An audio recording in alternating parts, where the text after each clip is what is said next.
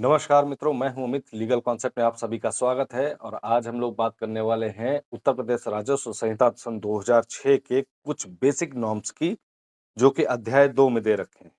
राजस्व मंडल और राजस्व क्षेत्र में कैसे विभाजन होता है, इन सब चीजों की जानकारी हमको उत्तर प्रदेश राजस्व संहिता की धारा 5 में दे रखा है। तो चलिए देखते हैं ये धारा क्या कहती है। सेक्शन 5 में अगर हम देखते हैं तो कहा गया है कि राज्य का राजस्व क्षेत्र में विभाजन। अब विभाजन किस तरीके से राजस्व क्षेत्रों का किया गया है, चलिए देखते हैं। इस संहिता के प्रायोजन के लिए राज्य को राजस्व क्षेत्र में विभाजित किया जाएगा, जो मंडल में विभक्त होगा, जिसमें 2 या अधिक जिले हो सकेंगे और प्रत्येक जिला में 2 या अधिक तहसीलें हो सकेंगी और प्रत्येक तहसील में 1 या अधिक परगने हो सकेंगे और प्रत्येक परगना में 2 या उससे अधिक गांव हो सकेंगे।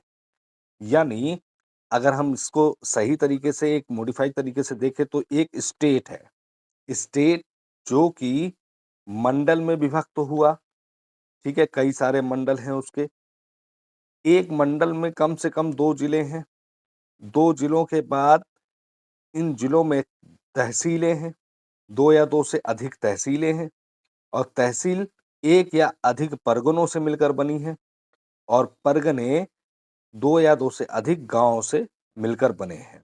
तो परगना जो शब्द होता है, इसके बारे में अक्सर लोग कन्फ्यूज़ रहते हैं। ये तो कम से कम 2 गाँवों से मिलकर बना होता है। तो एक टोटल स्ट्रक्चर है राजस्व क्षेत्र का। तो इसके बाद अगर हम बात करते हैं सेक्शन 6 की। सेक्शन 6 में राजस्व क्षेत्रों का गठन किस तरीके से किया जाता है, इसके बारे में बात की गई।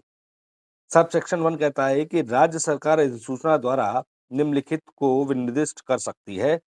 नंबर 1, उन जिलों को जिनसे मिलकर कोई मंडल बनता हो। नंबर 2, उन तहसीलों को जिनसे मिलकर कोई जिला बनता हो और नंबर 3, उन गाँवों को जिनसे मिलकर कोई तहसील बनती हो। अभी हम लोगों ने स्ट्रक्चर समझा है, ठीक उसी तरीके का स्ट्रक्चर यहाँ पर इन्होंने बताया। अब सबसेक्शन 2 की अगर हम बात करते हैं तो सबसेक्शन 2 कहता है, जो कि महत्वपूर्ण सेक्शन है इसका। सबसेक्शन 2 कहता है कि राज्य सरकार अधिसूचना द्वारा उपधारा 1 में विनिर्दिष्ट किसी राजस्व क्षेत्र की सीमाओं को समामेलित, पुनः समायोजित, विभाजित करके या किसी अन्य रीत से वह चाहे जो भी हो परिवर्तित कर सकती है या किसी ऐसे राजस्व क्षेत्र को समाप्त कर सकती है और किसी ऐसे राजस्व क्षेत्र का नामकरण कर सकती है और उसके नाम में परिवर्तन कर सकती है और यदि जहाँ किसी क्षेत्र का पुनः नामकरण कर दिया जाए, तो वहाँ उक्त क्षेत्र के किसी विधि या लिखित या अन्य दस्तावेज में उसके मौलिक नाम में किए गए निर्देशों को जब तक कि अभिव्यक्त रूप से अन्यथा उपबंधित ना किया जाए, पुनः नामकरण किए गए क्षेत्र का निर्देश समझा जाएगा। अब इसमें देखिए, एक स्टेट को गाँव को लेकर कितनी सारी चीज़ें, कितनी सारी शक्तियाँ दे रखी हैं कि राजस्व क्षेत्र की सीमाओं की बात हो रही है। राजस्व क्षेत्र को वो समामेलित कर सकता है, यानी मिला सकता है, पुनः समायोजित कर सकता है, यानी जो पहले से विभक्त थे उनको आपस में जोड़ सकता है या विभाजित करके, यानी जो एक बना है उसको डिवीज़न कर दिया 2 हिस्सों में। तो इस तरीके से विभाजित करके किसी अन्य रीत से चाहे जो भी हो परिवर्तित कर सकता है, यानी इस तरीके का परिवर्तन वो कर सकता है। उसके बाद किसी ऐसे राजस्व क्षेत्र को समाप्त भी कर सकता है, ठीक है? यानी जो एक छोटा गाँव हुआ, एक बड़ा गाँव बन गया, इस तरीके से अगर वो चाहे तो इसको मर्ज करके इसको समाप्त कर देगा इसकी आइडेंटिटी और इसी में ही मर्ज करके उसको बना सकता है। तो इस तरीके का पावर उसको दे रखा है, साथ ही साथ उसका नामकरण भी कर सकता है, पुनः नामकरण भी कर सकता है। यानी जो पहले नाम थे उसको परिवर्तित करके दूसरा नाम उसको दे सकता है। इसके साथ एक प्रोविज़ो भी है।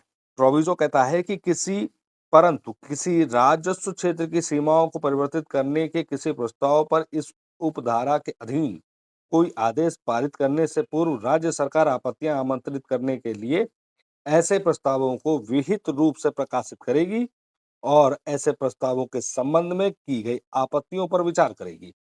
अब यहाँ समझना है कि ये आपत्ति कौन भेजेगा? आपत्तियाँ कौन भेजता है? जैसे हमारे पब्लिक रिप्रेजेंटेटर हैं, ठीक है? एमपी हो गया, एमएलए हो गए, गाँव के प्रधान हो गए, ठीक है? या जहाँ के भी रिप्रेजेंटेटर हों वो हो गए। ये सब अपने लोगों से जो है राय लेंगे, अपनी जनता से राय, अपने क्षेत्र की जनता से राय लेंगे कि ये सही है कि गलत है। ये सब आपत्तियाँ यही लोग सरकार के पास, जो रूलिंग पार्टी उस समय सरकार जिसकी होगी उसके पास ये पहुँचाएँगे। उसके बाद सबसेक्शन 3 कहता है कि कलेक्टर विहित रूप से प्रकाशित किसी आदेश द्वारा तहसील के गाँवों को लेखपाल हलकों में, हल्का जो होता है लेखपाल का क्षेत्रफल होता है, जो क्षेत्र मतलब उसको दिया गया होता है उसको हल्का बोलते हैं, हलकों में, और लेखपाल हलकों को राजस्व निरीक्षक हलकों में व्यवस्थित करेगा और प्रत्येक राजस्व निरीक्षक के मुख्यालय को भी उसके हलके के भीतर विनिर्दिष्ट करेगा। यानी कलेक्टर जब भी कोई आदेश पारित करेगा, उन सब चीज़ों को सूचित करेगा। इन सब लोगों को सूचना भेजेगा। अब सबसेक्शन 4 क्या कहता है कि इस संहिता के प्रारंभ होने के समय यथा विद्यमान मंडल, जिले, तहसील, परगने, राजस्व निरीक्षक हलके, लेखपाल हलके और गाँव जब तक कि पूर्व उपखंडों में उनमें कोई परिवर्तन न किया गया कर दिया जाए, इस धारा के अधीन विनिर्दिष्ट राजस्व क्षेत्र समझे जाएँगे। ठीक है? यानी जो पहले से बने हुए राजस्व क्षेत्र हैं, इस संहिता के लागू होने के बाद भी वो राजस्व क्षेत्र बने रहेंगे जब तक कि इसमें परिवर्तन ना कर दिया जाए। तो कुल मिला के हम लोगों ने ये 2-3 चीज़ें समझी।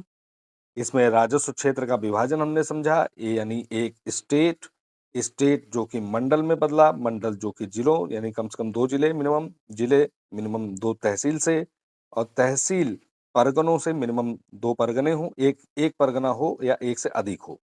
और परगने कम से कम 2 गाँवों से मिलकर बने, ये स्टेट का हो गया।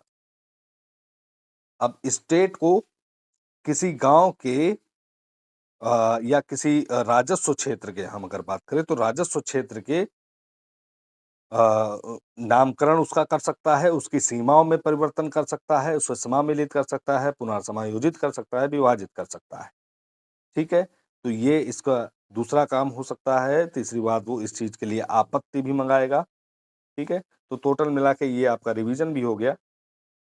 तो अगर ये आपको वीडियो अच्छा लगा हो, सेगमेंट अच्छा लगा हो हमारा, तो प्लीज़ लाइक और सब्सक्राइब करना ना भूलें। अगली बार हम लोग अध्याय 2 हो चुका है, अध्याय 3 में पहुँचेंगे।